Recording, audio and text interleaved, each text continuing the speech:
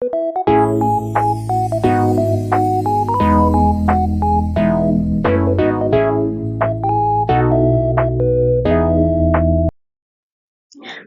contemporary business environment and cost management techniques.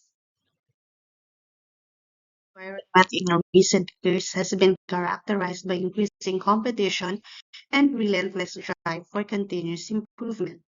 So in recent years daw, yung business environment, napakatindi ng pagbabago. Matindi yung pagbabago and a fast manner. So there is a need para mas maging competitive ang mga businesses, kailangan nila mag-practice ng continuous improvement strategies. So isa sa mga ilan sa mga changes na nangyari sa businesses and increase in global competition, advances in manufacturing technologies. So ang daming naiimbentong mga bagay na nakakapagpabilis sa pag-manufacture ng mga products. Advances in information technologies, the internet, and e-commerce.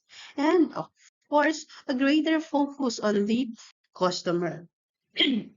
Okay, so affected to ng mga price, quality, functionality, mga user-friendly ba yung mga products natin, pati customer service. So na mas matindi ang mga needs sa mga ganung bagay in these times. New forms of management organization. So kung dati medyo vertical ang ating organization, mas nagiging flat na siya. And ayan, changes in the social, political, and cultural environment of businesses. So to achieve the competitive advantage, kailangan pumili ng companies ng mga strategic position na pinaka-applicable sa kanila.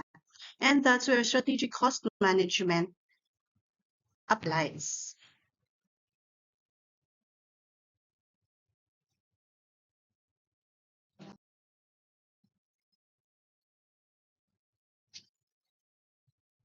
So a competitive firm incorporates the emerging and expected changes in the contemporary business environment into its business planning and practices. So kailangan nating i-anticipate yung mga posibleng changes, kailangan nating makipagsabayan sa mga nangyayari sa paligid para mas maging competitive ang ating business. Using strategic or long-term thinking, the management accountant focuses on what makes a company successful rather than just focusing on cost control and other financial measures.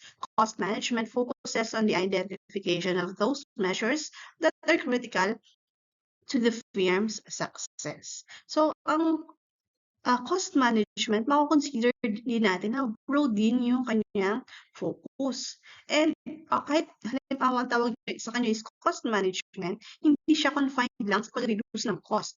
So, isa sa mga ma-encounter natin sa mga topics under strategic cost management, ano ba yung tamang cost management techniques para sa company?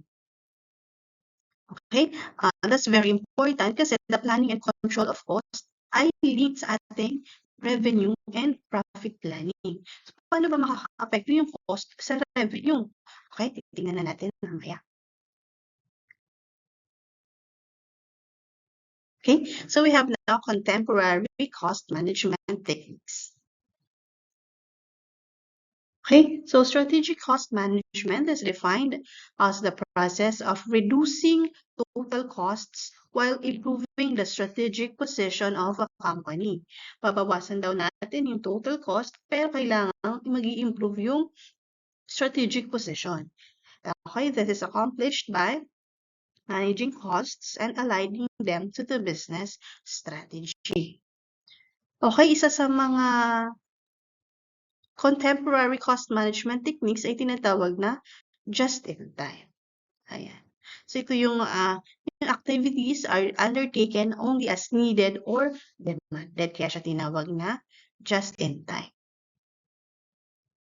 Okay, here are the benefits of just-in-time management. Okay, so sabi daw ni Michael Porter, the best strategy is worthless if it's not executed well.